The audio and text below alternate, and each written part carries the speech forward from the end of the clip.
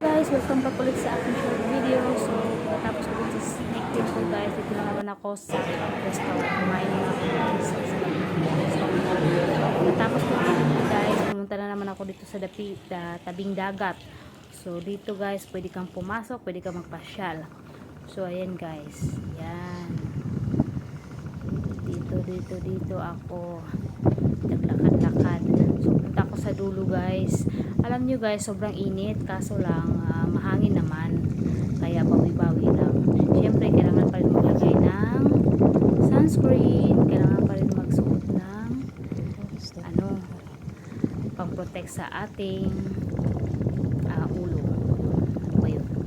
Sobrang baliw na guys. Hindi na naman ang sabihin. So, yun guys. Patuloy lang ang aking maglalakad. Siyempre, video ako guys. Yan, binibidyohan ko yung sarili ko para kung mahulog, siyempre may memory. Ay nako, nakakaloka. So, hanggang sa dulo yan guys. Ay, malayo-layo na rin siya. Buti na lang hindi siya maalam talaga. So, yun guys, may dalawang lagi dito. So, dito naman ang view. Ito banda. Pagkatapos ko naman dito na area guys, ay naglakad ako pababa doon banda yung mga bahay dyan. May ano pa rin, pwede pa lang puntahan dyan ka pwede makabili ng mga souvenir. So ayan guys, dito maraming tao guys. Dito talaga yung area na maraming tourists na nagpupunta.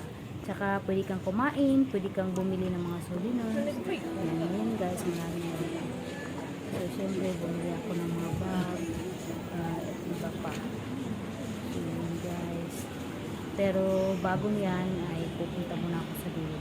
Sisilipin ko rin kung anong meron. So maraming mga foreigner. Yan guys, ganda ng pagpaano. Okay. Yan. Dito guys, yan. Yan, pwede kang kumain dyan. Yan, maraming bahay pala dito.